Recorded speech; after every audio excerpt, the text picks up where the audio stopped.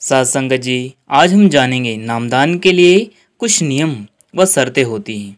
यदि इन नियमों का पालन सही रूप से किया जाए तो हर एक अभिलाषी को नामदान की बख्शिश बहुत जल्दी हो जाती है। और जब नामदान मिल जाता है और हम इन नियमों का व शर्तों का पालन करते हैं तो हमें रूहानी तरक्की में बहुत मदद मिलती है जी।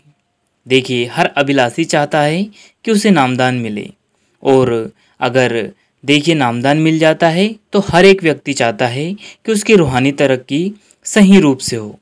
साथ संगत जी, तो चलिए हम चलते हैं कुछ नियम व शर्तों की ओर। साथ संगत जी, जब संत सदगुरु किसी अभिलाषी को नामदान देते हैं, उससे पहले उस अभिलाषी को यह जानना जरूरी है जिससे उसकी रूहानी तरक्की आसान हो जाए। तो वीडियो में अंत तक जरूर बने रहिएगा कि वह कौन से नियम व शर्तें हैं जो हमें नामदान में मदद करते हैं और हमारी रूहानी तरक्की में बढ़ोतरी करते हैं। तो अगर वीडियो पसंद आए तो लाइक कीजिएगा, शेयर कीजिएगा और चैनल को सब्सक्राइब जरूर कर लेना, जिससे को आपको ऐसे ही वीडियो मिल सके। तो चलिए हम चलते हैं आगे। साथ संगत जी, पहला नियम पवित्र व सादगी जीवन जीना। देखिए साथ संगत जी, पवित्र आचरण हमारी रूहानी तरक्की की नींव होता है।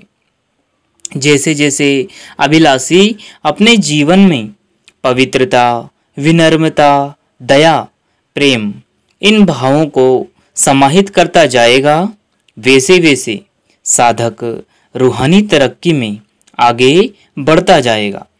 साध संगत जी, जैसे जैसे साधक की चेतना शक्ति सूक्ष्म एवं पवित्र होती जाएगी, वैसे वैसे साधक के अंदर सही और गलत, अच्छा व बुरा जानने की शक्ति बढ़ती चली जाएगी। साध संगत जी, इन्हीं के साथ साधक को पवित्र व सदाचारी जीवन के लिए हमेशा हक हलाल यानी अपने स्वयं की मेहनत की कमाई खाना चाहिए और एक भी कभी किसी की बुराई नहीं करना चाहिए और ना ही कभी किसी का हक मारना चाहिए। साथ ही साधक को ध्यान रखना है कभी किसी का दिल ना दुखाए, क्योंकि जिसका हम दिल दुखाते हैं जब वहाँ बद्दुआ देता है तो वहाँ बद्दुआ बहुत ही काम करती है। और जब तक साधक अविवाहित रहता है यानी शादी नहीं होती है, तब तक उसे चाहिए कि वह पूर्ण रूप से ब्रह्मचर्य का पालन करे जी। साथ संगत जी, इसी के साथ दूसरा नियम मांसाहारी आहार का त्याग करना। साथ संगत जी, देखिए संत सदगुरु हमें सत्संगों में समझाते रहते हैं कि जो हम भोजन करते हैं उसका सीधा प्रभाव हमारे मन पर पड़ता है। देखिए, इंसान को जीवित रहने के लिए भोजन की परम आवश्यकता होती है, लेकिन ऐसा नहीं कि हम जीने के लिए किसी दूसरे जीव की हत्या करके उसे खाएं। यह बहुत बड़ा पाप है, इसका बोझ हमें उठाना ही पड़ेगा। साध संगत जी, साधक को चाहिए कि वह शाकाहारी व शुद्ध भोजन करे, जिसमें अनाज, दूध, दाल, सब्जियां, फल आदि आते हैं जो पौष्टिक व प्रोटीन युक्त होते हैं। साथ संगत जी, एक आम कहावत हमने सत्संगों प्रवचनों में बहुत सुनी है, वह होती है कि जैसा खाए अन्न वैसा हो मन।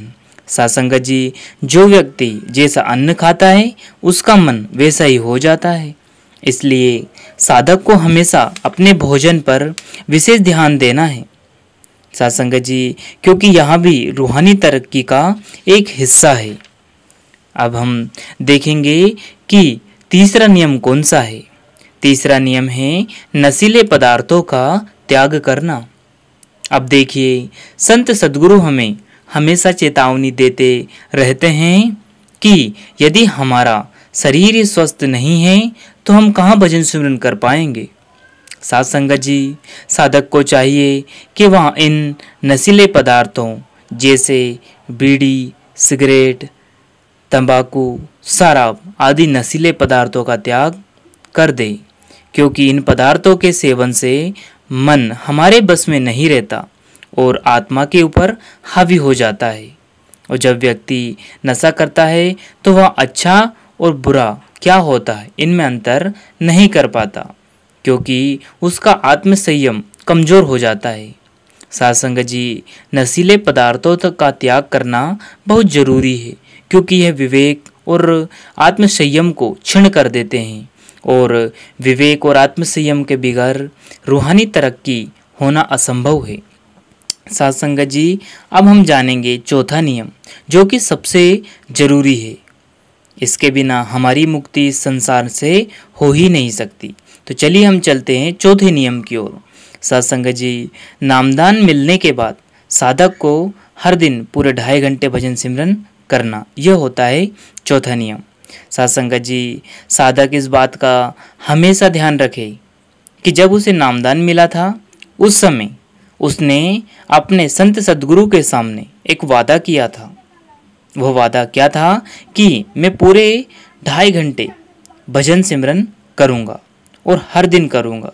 साध संगत जी, हमें हमारे कीमती समय में से स्वयं के लिए 2.5 घंटे का वक्त निकालना बहुत ज़रूरी है और भजन सिमरन करना है।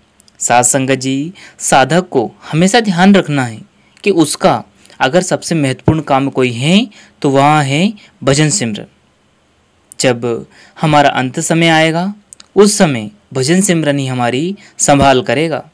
बाकी दुनिया का कोई भी काम हमारे आड़े नहीं आएगा, यानी हमारी संभाल नहीं कर पाएगा सिवाय भजन सिमरन के। और जो हमारे लिए सबसे ज़रूरी है भजन सिमरन, हम उसी में वक्त नहीं दे पाते। बाकी 24 घंटे दुनिया के हर एक काम में हम अच्छे से वक्त दे पाते हैं, जो कि हमारे रत्ती भर काम नहीं आएगा। साध संगत जी, इस संसार में भजन सिमरन ही एकमात्र सहारा है जिसके अभ्यास से हमारे अंतर का द्वार खुल सकता है और इस संसारिक इच्छाओं से मुक्ति मिल सकती है। साध संगत जी, जैसे जैसे हम भजन सिमरन करते जाएंगे वैसे वैसे हमारे कर्मों का हिसाब किताब खत्म होता चला जाएगा। साध संगत जी, साधक एक बात का अवश्य ध्यान रखे कि जब से उसने नामदान लिया है उसी दिन से संत सद्गुरु उसके अंग संग हर एक पल हर एक घड़ी रहते हैं। साधक जब चाहे अपने संत सद्गुरु के अपने अंदर दर्शन कर सकता है। साध संगत जी, इसी के साथ अपनी वाणी को विराम देते हैं। यदि वीडियो पसंद आया हो तो लाइक कीजिएगा, शेयर कीजिएगा और चैनल को जरूर सब्सक्राइब करना और बेल आइकन को ऑन कर लीजिए, जिससे कि आपको ऐसे ही वीडियो मिल सके। साध संगत जी, हम अंत में कहना चाहते हैं कि हमें पूरा भरोसा है कि इस वीडियो से साधक को बहुत ही लाभ मिला होगा, जिससे कि वह रूहानी तरक्की कर सके। इसी के साथ अपनी वाणी को विराम देते हैं। फिर मिलते हैं किसी और वीडियो में। तब तक आप जी अपना और अपनों का ध्यान रखें। अंत में आप सभी को प्रेम भरी राधा स्वामी। सद्गुरु आप सभी पर मेहर बनाए रखे जी। शुक्रिया।